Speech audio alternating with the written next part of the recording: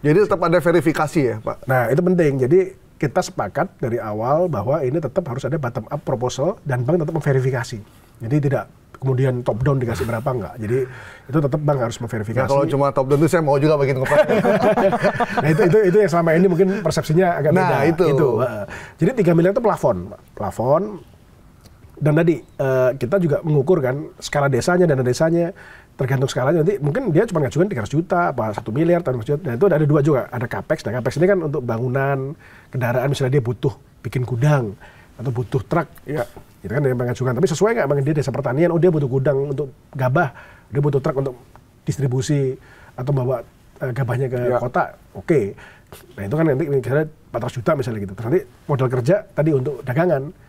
Mau dia buat dagang LPG, dagang itu berapa. Jadi nanti akan ada 2 loan tadi, loan untuk yang fisik tadi itu sama loan untuk yang stok itu. Jadi itu nanti mereka harus bikin proposal, kita lagi siapkan template proposalnya supaya nanti seragam. Jadi kalau ngajuin loan juga masing-masing punya standar template yang nggak beda-beda gitu. Nah, yang mensupervisi itu Satgas, Pak. Yang proposal sampai nanti jalan itu Satgas atau jadi sebenarnya secara tupoksi kan ada dinas koperasi sebenarnya. Jadi kalau kelembagaan dan pengurus ini harusnya dinas koperasi di bawah Kemenkop gitu kan.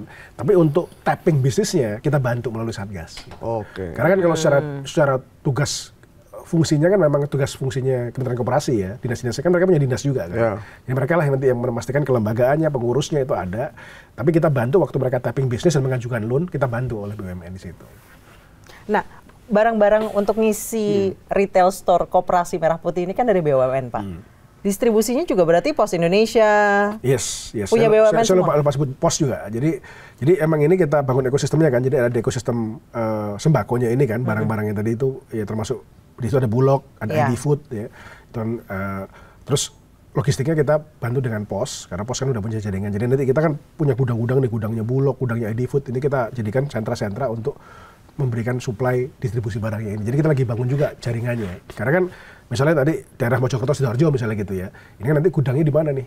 Dia kalau ngambil pupuk dari mana, ngambil LPG-nya dari mana? Itu kita lagi desain ekosistemnya ini. Dan dia butuh kendaraan nggak untuk back and forth ngambil barang segala macam. Jadi ini kayak membangun ekosistem toserba sebenarnya, tapi hanya untuk bahan pokok gitu. Pak, gimana caranya kalau misalnya kita di beberapa daerah pengen jadi anggota koperasi? Nah, tadi itu balik awal tadi, bahwa koperasi desa, kenapa namanya Koperasi Desa Merah Putih? Sebenarnya ada juga Kopkel, koperasi desa dan koperasi kelurahan. Itu di kota-kota koperasi kelurahan namanya. Ya. Jadi ini tuh beda dengan koperasi biasa. Ini tuh hanya untuk penduduk setempat, memang. Jadi yang jadi tadi misalnya desa Mojosari di itu ya yang pemilihnya siapa ya desa itu aja. Desa itu aja. Jadi maju mundurnya koperasi itu tergantung masyarakat itu, betul. Jadi ini kan kalau kita kembali ke Asta Cita, kan memang Pak Presiden Prabowo kan ingin pembangunan kita juga dimulai dari desa. Ya. Nah, kan di situ ada 2 isu. Pertama isu kelembagaan ini kan, karena kan di desa ini nggak ada lembaga.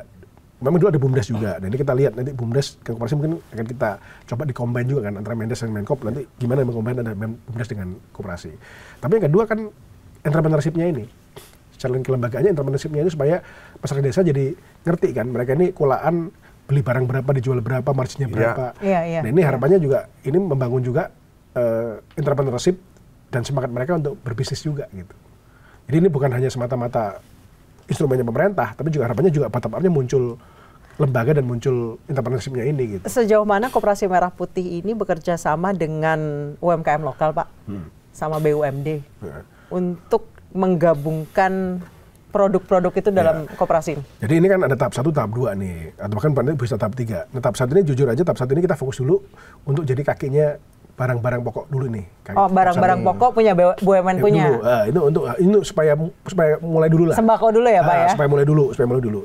Nah, harapannya nanti setelah itu kan dia kan tadi saya selalu lihat di beberapa lokasi dan saya ada cerita yang di Bali ini menarik karena dia ini di Bali di Kintamani saya ada bokap itu punya BNI itu desa penghasil kopi sama jeruk. Yeah. Jadi dia punya roastery desa segala dan dia jeruknya juga dikirim ke Denpasar sama ke Jakarta gitu. Nah itu maksudnya itu nanti harapannya itu nanti akan bergabung ke sini juga gitu harapannya. Jadi harapannya nanti ini juga dia karena ini jadi lembaga kolektif milik masyarakat juga, harapannya nanti bisnis ini pun nanti akan mengelola bisnis yang udah existing ini juga harapannya di tahap 2 itu nanti gitu. Nah tahap 3 nanti baru mungkin nanti mereka nanti misalnya ada UMKM di situ yang mau berdagang apa silahkan aja. Tapi itu nanti kan pengembangan selanjutnya gitu. Jadi yang tahap 1 ini yang kita quote-unquote kita feeding dulu, yang captive dari pemerintah. Yang tahap 2 yang sesuai dengan kapasitas lokal di masing-masing desa tadi, mau dari desa kopi, apa mau desa ikan, atau mau desa peternakan ayam, itu silahkan aja. Dan ketika nanti baru mereka membangun yang ekosistem dengan UMKM lokalnya itu. Yang ya apa yang mereka memang, bahkan mungkin ada juga yang desa wisata bikin homestay, silahkan aja gitu. Oh, sampai ngurus ke situ nanti ke depannya? Iya, harusnya ke depan. Tapi itu kan nanti step berikutnya lah. Step berikutnya juga gitu. Jadi nggak di awal dulu. Yang di awal yang biar gampang diseragamin dulu gitu. tapi kita nggak berharap itu terus starting di situ gitu. Harapannya nanti berkembang. Jangan sampai terus kemudian ya cuma itu aja, jangan gitu harapannya. Saya baca-baca dari website kan ada 3 tipe mekanisme pembentukan. Satu, bikin baru. Kedua, revitalisasi. Yang udah ada. Yang ketiga, revitalisasi yang tidak aktif. Yang ketiga tuh agak susah tuh. Jujur aja 80.000 itu kebanyakan baru sih. Kebanyakan baru. Gitu. Kebanyakan baru. Berarti banyak yang belum ada koperasi desa-desa kita, Pak? Udah ada, cuman saya nggak tahu statistiknya ya. Tapi gini, kan di desa ini ada yang udah punya koperasi. Ada yang udah punya BUMDes juga. Iya. Sebenarnya dalam jangka panjang, pengennya itu Koperasi Merah Putih ini jadi holdingnya harapannya. Jadi harapannya itu koperasi yang udah ada, mau simpan pinjam, mau koperasi apapun, atau BUMDes, harapannya itu pelan-pelan akan bergabung ke sini harapannya. Karena inilah yang memang milik masyarakat desa. Gitu harapannya. Jadi kemarin sebagai contoh saya pernah ke Sidoarjo itu ada koperasi rumput laut, udah ekspor. Tapi kan dia di luar Koperasi Merah Putih nih. Mungkin nanti Koperasi Merah Putih berjalan, ini pelan-pelan akan diintegrasi. Ini mungkin tahap 3-nya lah gitu ya. Jadi kayak harapannya kayak jadi holding juga lah gitu di desa itu gitu harapannya gitu. Ini menantang. Iya, challenging dan banget. Rumit, Pak. Memang. lebih rumit ngurus BUMN daripada ngurus koperasi desa nih, Pak. Kalau ini menurut saya memang tantangan pertama skala ya. Karena kan meroll out 80.000 kan nggak mudah. Makanya ini kan saya lagi diskusi terus dengan Kemenko Pangan sama Kemenkop gimana membangun satgas implementasi ini. Karena tadi kan kita harus punya help desk, mungkin di level kabupaten atau kecamatan untuk meroll out supaya nanti mereka mulai berusaha ini. Itu untuk startup aja lah mulainya. Itu saya rasa lebih ke masalah standarisasi nasionalnya lah. Tapi yang kedua mungkin yang lebih penting kan bagaimana membuat ini jadi sustainable dan berkembang. Iya. Nah ini tentunya kita harapkan memang ya ini ada organik bottom up juga yang muncul dari desa gitu loh. Kita nggak pengen juga kita terus nge-feeding selamanya juga gitu. Harapannya memang nanti muncul entrepreneurship-nya itu, Pak. Dan ya saya walaupun melihat desa ini di Indonesia quote unquote masih tertinggal dari kota, tapi masyarakat desa itu udah ngerti bisnis juga. Udah ngerti bisnis juga. Ini kan isunya lebih tinggal kelembagaannya aja, supaya di desa ini juga kalau ada keuntungan dari bisnis dibagi kan, karena itu ada SHU-nya kan, dan SHU-nya dibagi di seluruh masyarakat desa. Kan kita tahu di desa ini pasti ada satu tengkulak besar pasti ada kan, ada yang mungkin tengkulak padi, ada yang mungkin tengkulak. Itu terancam pasti itu. Iya pasti. Pasti, Pak.